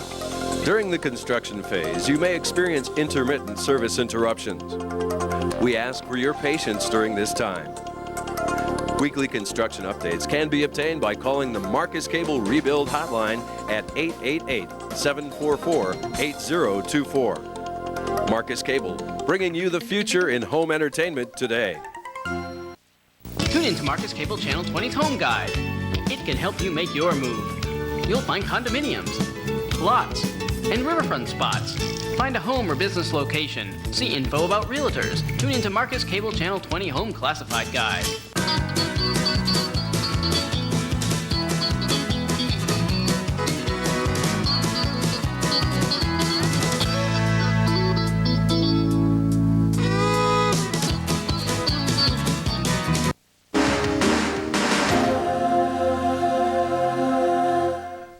While church administration is busy dealing with a steady stream of conflict, individual Scientologists are out among the people, spreading Hubbard's word at every opportunity. Well, you know, the aims of Scientology are a civilization without war, without criminals, without insanity, where the able can prosper, where honest beings have rights, and man is free to rise to greater heights. I get relief every time I hear those words, because that's the world I want. You know, for my son and for my family and for myself and for everybody. You know, it's an ideal scene. At the heart of this missionary zeal is the Scientologist's belief that his religion is the best, perhaps only way, to rescue a planet in danger. Life on planet Earth is not a real happy place, and yet we're all immortal spiritual beings. If something is not done to improve the quality of life, I think there will be more drugs, I think there will be more sad and upset and messed up people, and more criminals and more inequities in the society. We've got to turn the situation around if life means anything to you. Scientology-supported drug and literacy programs are multiplying around the country. I'd like people to know that the activities of the church are helping millions of people around the world every day. There are a lot of people who have found something that helps them, and that help is available to anybody who would like to have it. Scientology says the programs, which use books written by Hubbard, are secular. Skeptics call them recruitment fronts that hide their ties to the church. We can become a drug rehabilitation program. We've got nothing to do with religion. We become pious priests. You're threatening my freedom of religion. We can become educational programs. Oh, we're just here to help your son learn to read. We can become all those things, but really all it is it's just one master plan to infiltrate all of these areas according to Hubbard's doctrine, and you become whatever it needs to become to protect it and infiltrate it and take it over. Narconon, a drug rehab program with ties to Scientology, has recently come under scrutiny. Scientology was collecting money from local school boards and also collecting money from corporations and businesses and using that money to finance their lectures in the schools, which promoted the Purification Rundown, which is a religious practice in the Church of Scientology. It's not a religious program. It's not a religious organization. It's not run by the church. very supported by the church. Narconon recently set up shop inside the Ensenada State Prison, a Mexican penitentiary where inmates have easy access to heroin.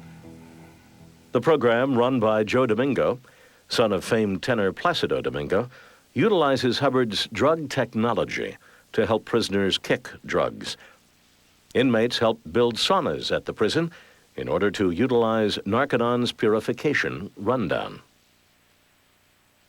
I was a heroin addict, and I had a long-term heroin addiction and a problem with substance abuse, and went to jail 3 times, tried other programs, almost died, basically, and the Narconon program saved my life. Despite the church's involvement in these social programs, critics still say the motives are sinister. I don't know of any church anywhere who would want to get its base of members murderers and rapists and criminals. That doesn't make any sense. And me being a Scientologist, I have a very strong desire to help these people and to help the problem, because there's such a problem. But I don't know that I want to fill my church up with, you know. If you go out and voluntarily help 1,000 people in the inner city to learn how to read, there's some people in the world that have to find something wrong with that. They have to figure out how there's something wrong. So you know what they say? Ha! That's just all a trick. It's all a front group. It's all just to get these people into the Church of Scientology. Well, you know what?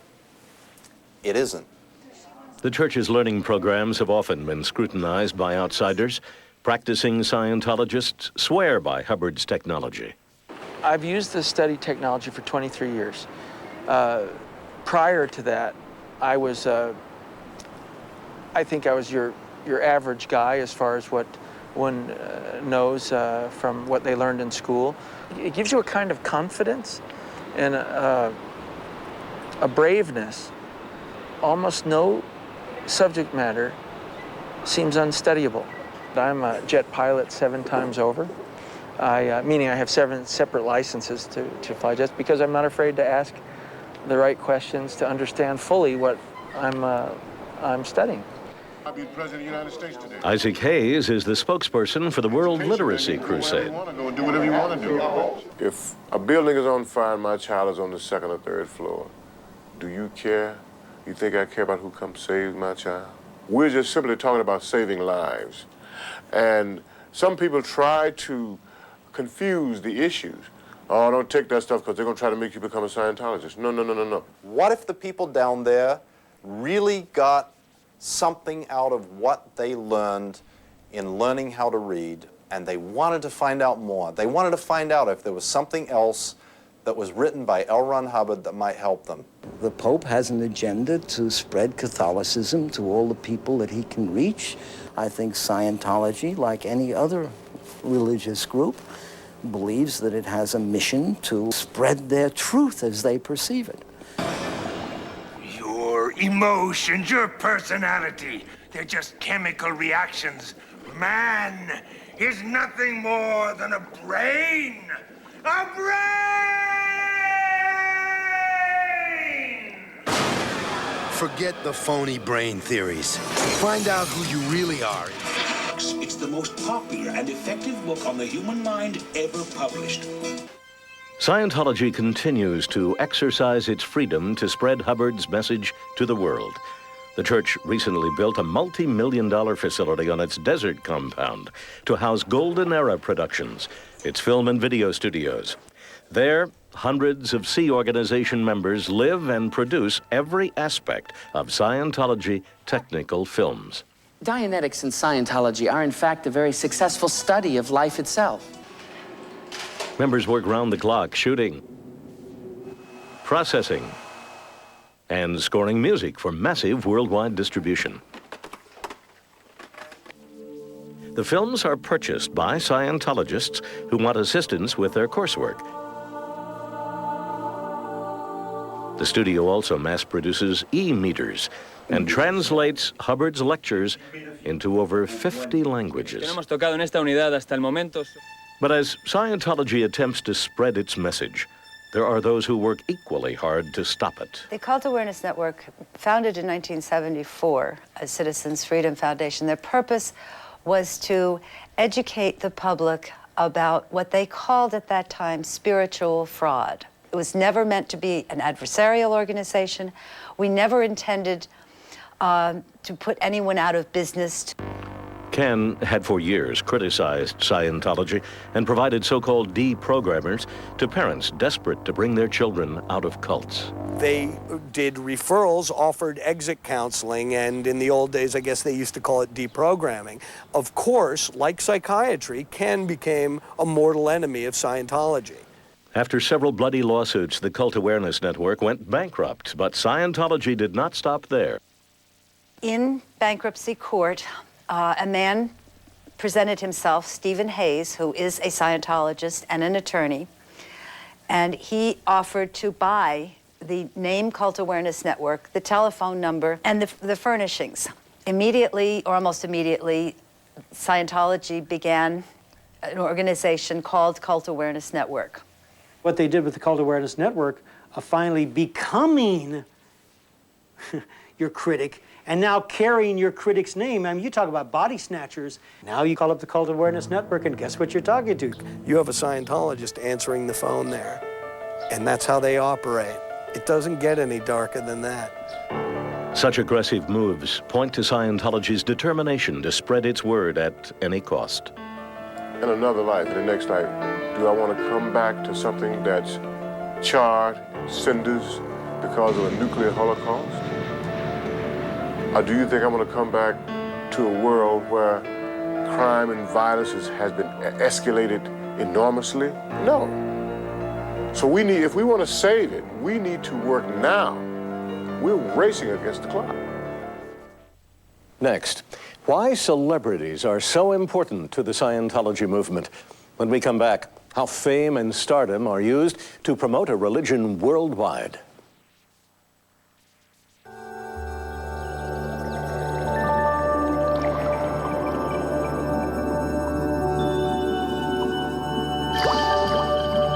Conchitoro. Taste says it all. Now that the Bunny has the new advanced battery, it's a whole new ballgame. We have to be prepared for just about anything. Ain't that right, boys? New Energizer Advanced Formula. No battery lasts longer. Melvin and Lola Zumbrunnan have a cattle ranch in Lusk, Wyoming. Come cow! Come cow! They're probably some of the gentlest cattle in this area. He sorts through all his cow statistics on Microsoft Excel spreadsheets. I can take one cow and I can go back and look at all the calves that she's had, and if they're all good ones, I keep the cow. Melvin uses software to manage his herd because his livelihood depends on his cows. I'm investigating double murder of women who were out in Cater Street alone at night. Surely you don't expect to find your murderer here? They are dead. Their throats cut. This hangman business, Pitt. Find him. You believe these young women were divinely chosen to die?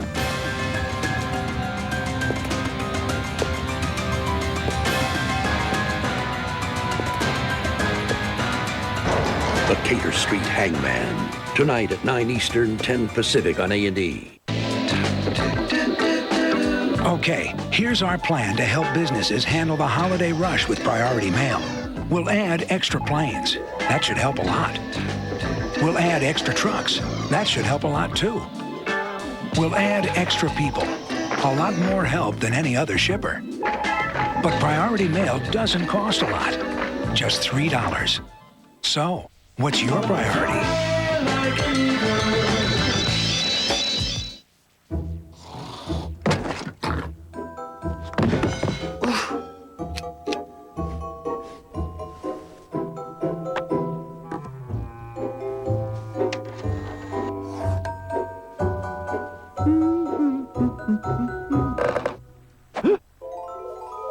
All the fun toys, guaranteed to bring out the kid in everyone at Best Buy.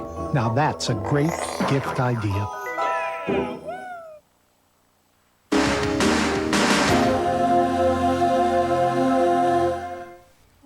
The high-profile role of Scientology celebrities, which include America's most popular actor, Tom Cruise, adds to Scientology's mystique. I'm part of a frontier in a way, you know, that very few people ever get to be part of. Like a pioneer in many ways, and I've seen my efforts come to fruition. There's a famous letter written by L. Ron Hubbard saying, "Go out and get celebrities."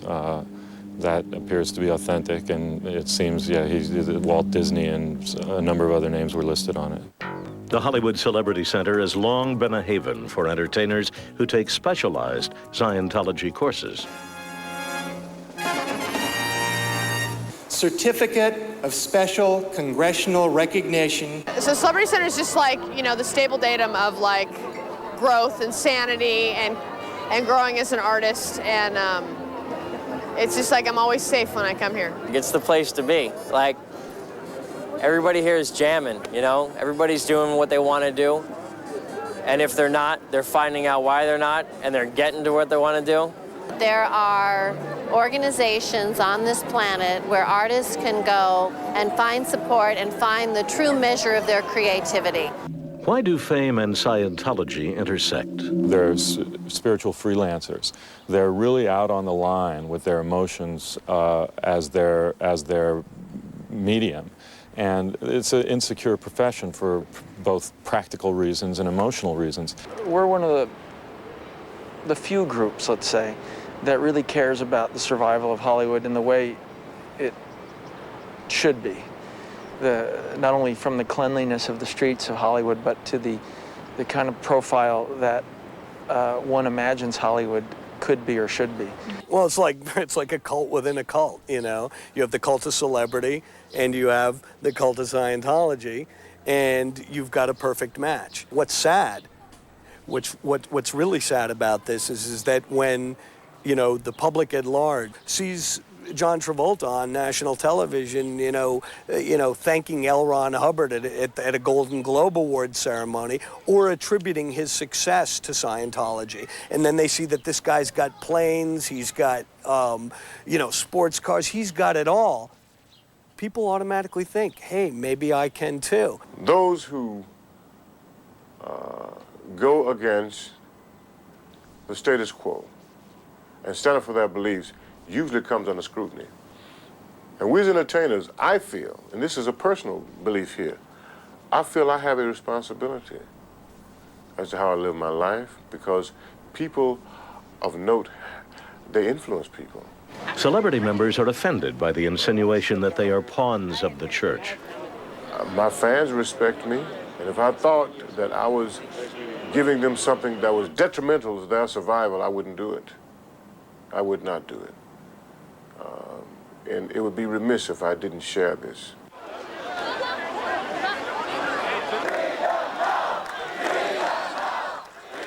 Celebrity parishioners recently came out in defense of the church, which is currently at odds with the German government. Right now in Germany, we've had over 19 human rights reports issued by some of the most prestigious organizations in the world condemning Germany's targeting of Scientologists. They're ostracized, they're alienated, they're disenfranchised. If you're identified as a Scientologist in Germany, you're going to be boycotted, blacklisted, your children will be kicked out of private school, your life will be ruined. Germany believes that it is at best a commercial organization, a political organization bent upon creating a totalitarian state, and under their constitution, because of their recent history, they are constitutionally prohibited from permitting totalitarian organizations to exist there. Germany, they're attacking the church. They're violating the very thing that they swore to uphold, and that is to protect and respect religions. The first time I heard about Germany, and there was a problem with not only Scientology but other minority religions, was right around the Mission Impossible time where they were boycotting Tom's film, and then shortly after there was an attempt to boycott one of mine. And I guess the idea was if we were having trouble at a distance, then what about the people that actually were living there? Celebrity Scientologists took their concerns to Congress. No one has died, no one has been put in camps. But if you observe that these facts are comparable to early 30s, treatment, then that's, that's for you to observe. By standing up, you're doing the other religions a favor, actually. Because religious suppression is suppression no matter where it comes from, or whenever it happens. Celebrity members recently appeared at the opening of L. Ron Hubbard Way. The street, found in the heart of Hollywood, is dedicated to the man to whom many stars attribute their success. I do simply live a better life, and a happier life, and a more successful life because of Mr. Hubbard. The enthusiastic words of glamorous Scientologists helped the church into the mainstream. The one thing that was really cool about L. Ron Hubbard was that he really got the concept that if people united, and not in some airy-fairy way, but if they united and they put their, muscle and brawn together and they worked really hard, that you could create a better civilization. In October 1993, the church called thousands of parishioners together for an announcement by Scientology's top official, David Miscavige. On October the 1st, 1993, the IRS issued letters recognizing Scientology and every one of its organizations as fully tax-exempt. The war is over! Many attribute the breakthrough with the IRS to David Miscavige. A lifelong Scientologist, Miscavige took the reins of the church at the age of 22. Miscavige, who has not granted a TV interview in 7 years, sat down with Investigative Reports to discuss his church. All great religions have been attacked during their formative years. Scientology is no different. And the fact that we have emerged through this and come through says a great deal about our tenacity and our ability to persevere. Scientologists are, if nothing else, the antimatter of quitters. There's an old saying, when the going gets tough, pit bulls call a Scientologist.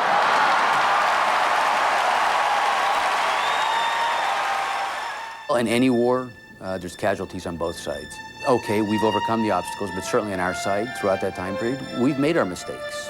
And in answer to that, all I can say is a testament to the validity of Scientology is that we've also cleaned house, corrected our mistakes. You've just seen our religion emerge in the 20th century. You tell us, do you believe Scientology is a legitimate religion? Give us your opinion on A&E.com.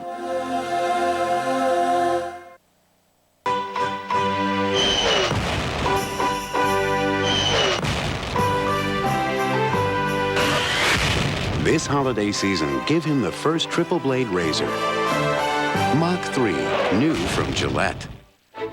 At Zales, the diamond store, you can get this beautiful half-carat diamond channel band for just $1.99. And right now, get 12 months interest-free. Forever starts today with a diamond from Zales. Time is running out on Buick Swing into 99. And for a short time only, we've got numbers that'll make your head spin. Low 0.99 APR financing on every 99 Buick for an average finance savings of up to $4,200. And a new twist, no monthly payments for 99 days. But these numbers won't be around much longer, so better jump now. Swing into your Buick dealer today.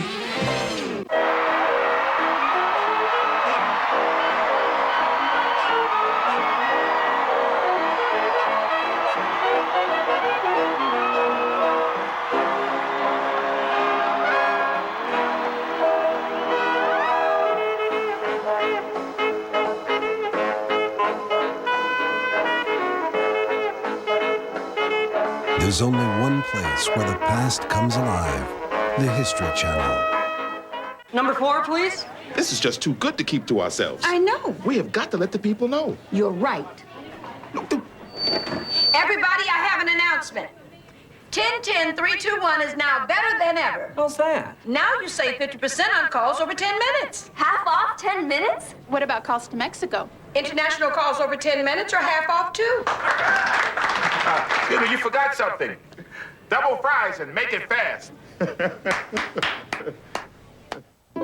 The credit card game. You open with an introductory rate, but it goes up. I'm out. I'm out. Too rich for my blood. But now, if you've got good credit, you can win the game with Capital One's 9.9% fixed rate Visa card. Read them? and weep. Fitch? That's a great hand. It's not a short-term introductory rate, but a low rate that lasts. Call 1-800-CAPITAL to apply. That's 1-800-CAPITAL for the winning card from Capital One.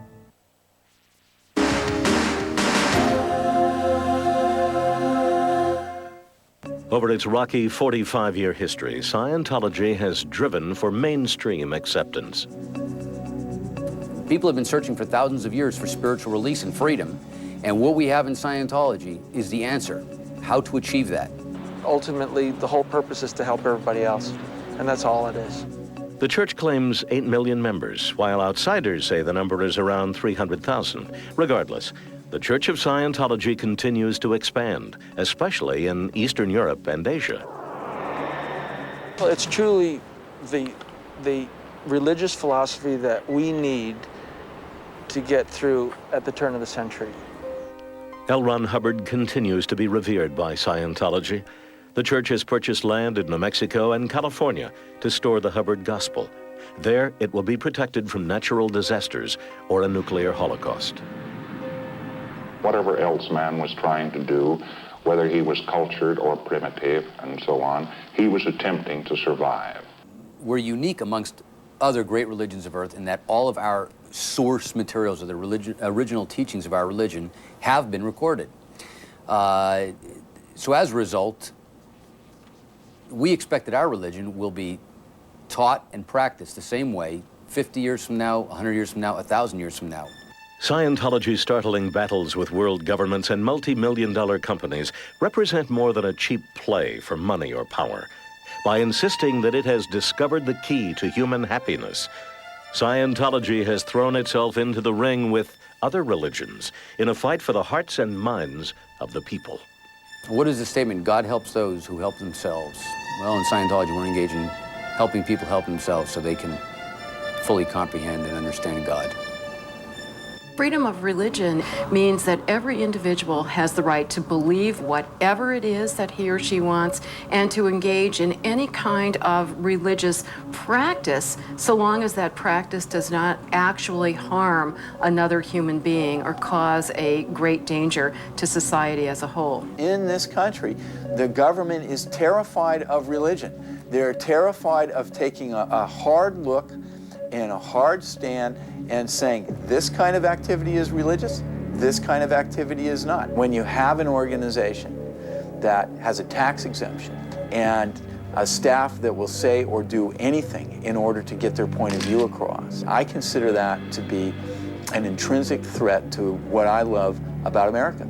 The only ethics in the world are Scientology ethics, for the purpose of expanding Scientology, taking over the heads of government, and ruling the world according to Scientology technology. We're here, we're doing our thing.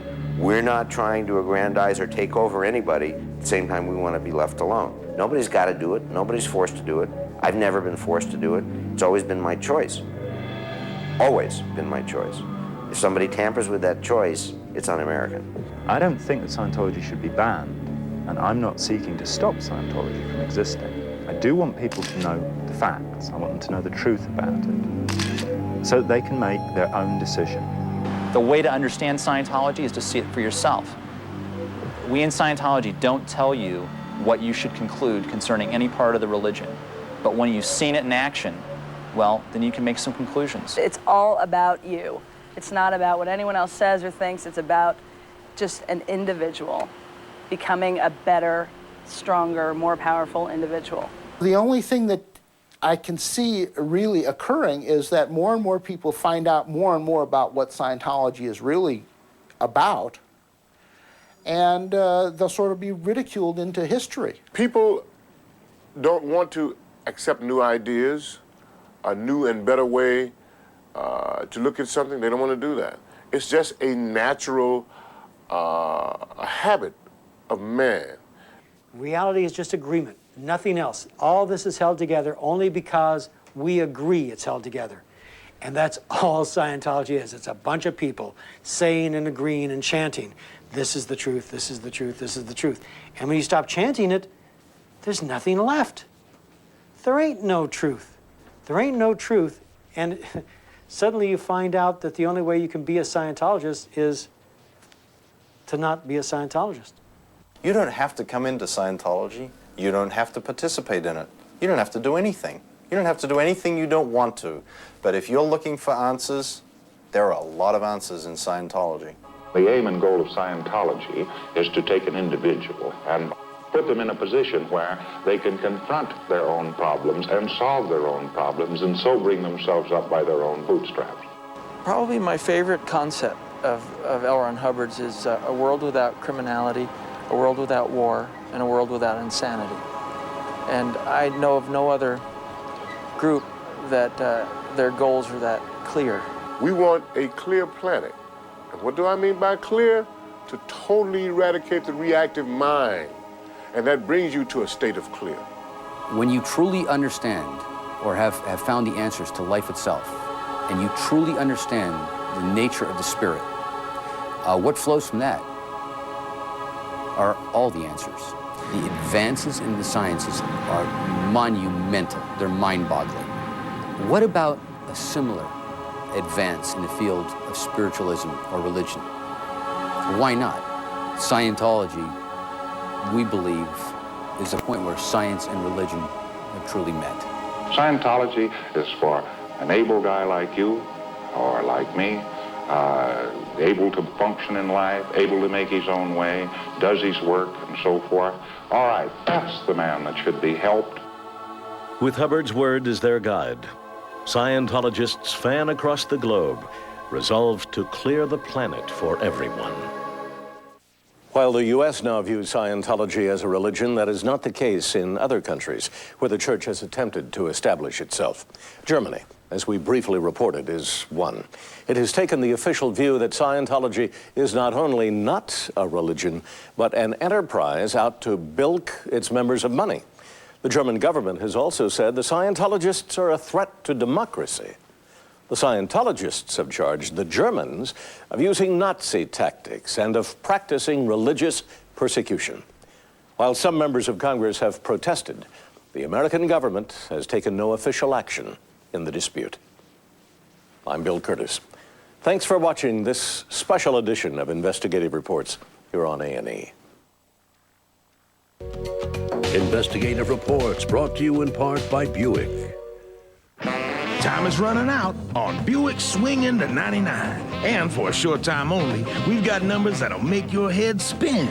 Low 0.99 APR financing on every 99 Buick for an average finance savings of up to $4,200. And a new twist, no monthly payments for 99 days. But these numbers won't be around much longer, so better jump now. Swing into your Buick dealer today. I had questions about investing, and nobody would answer my questions. And then one day my friend was telling me about stocks and that she wanted to start a stock group. We go to the meetings, we talk about everything, you know, children and parenting and politics, and then we talk about which stocks look good. And I come home and say, okay, let's do this with the girls' money. Let's invest in this stock. This looked the best to me. And we learned about it on Schwab.com, right? So you can go to college. The Galleon Maravillas, untouched for hundreds of years, until their quest for riches proves the more the search, the more the trouble. On an all-new treasure, tonight on A&E. He has single-handedly waged war on Uncle Sam and vowed death to America. Nothing is more important to Osama bin Laden than the killing of American citizens. Join Bill Curtis for an inside look at one man's trail of terror on an all-new Investigative Reports, Monday at 9 Eastern, 10 Pacific on A&E. Marcus Cable is currently working on a new system upgrade. This upgrade will offer you, the customer, more channel selections, greater customer service, and state-of-the-art technology. At Marcus, we believe our customers are our #1 priority. That is why Marcus Cable is upgrading hundreds of miles of cable line with fiber optics between now and 1999 within your area. This will allow Marcus Cable to increase cable quality and give you more viewing choices. You may experience cable interruptions when we are working in your area. Newspaper and radio advertising, our Marcus Rebuild Hotline, and educational videos on the local channel will keep you informed of our current rebuild locations. Marcus Cable realizes what you want us to be, and we're working toward that goal. So watch and listen to find out when we'll be in your area. With Marcus Cable, we're bringing you the future in home entertainment today.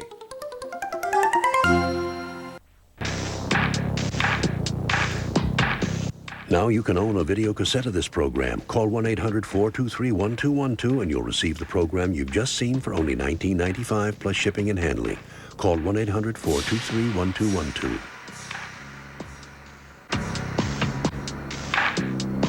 Tomorrow, it's the bone-crunching, pile-driving, mat-tapping true story, Hitman Hart, Wrestling with Shadows.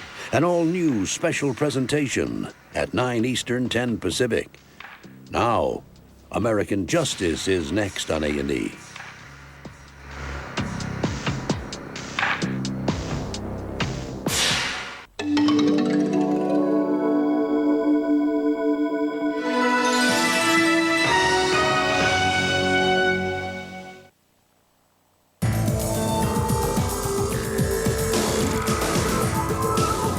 You're watching A&E.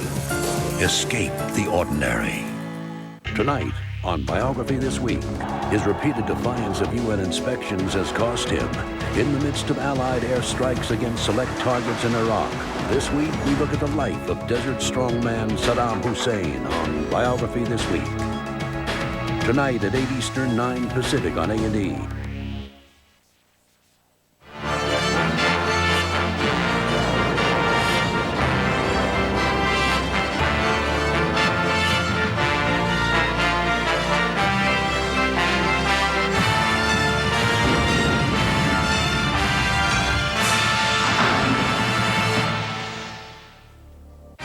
A young woman cries rape. I held her and she continued crying and she told me that she had been raped. She pointed to him and said, "That's the person." The accused is sent to prison. Years pass. Then the accuser announces there was no rape. I want to see that man out. He's innocent. I just want to thank her for showing that some people's conscience do bother them about things they have done in the past. But the law is wary of witnesses who change their story years after a trial. That man's life was hanging on the line yesterday, and justice failed him. I would stake my life on the fact that she was not raped by Gary Dodson.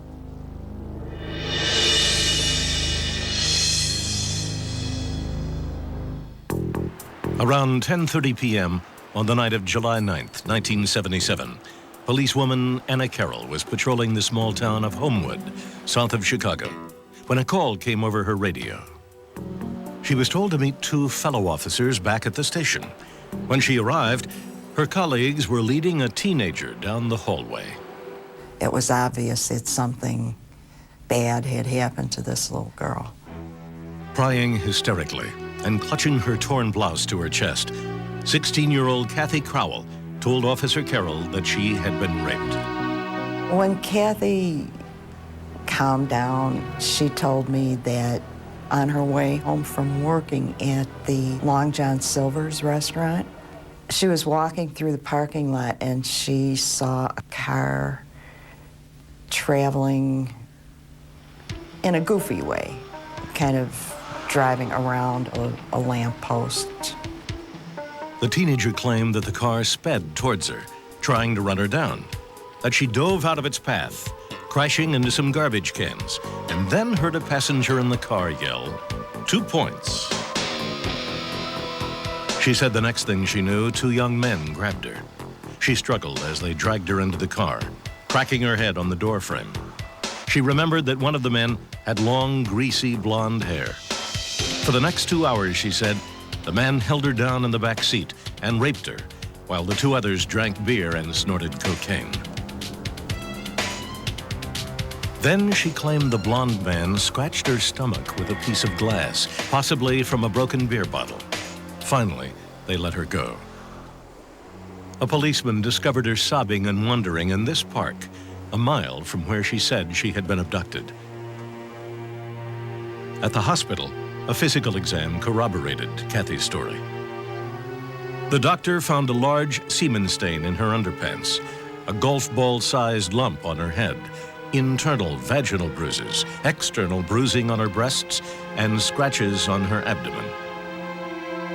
The police thought they looked like letters. They were fairly deep scratches, not bleeding from what I remember, but deep enough where it looked as though someone wrote on her stomach area. Officer Carroll made this sketch of the marks, but authorities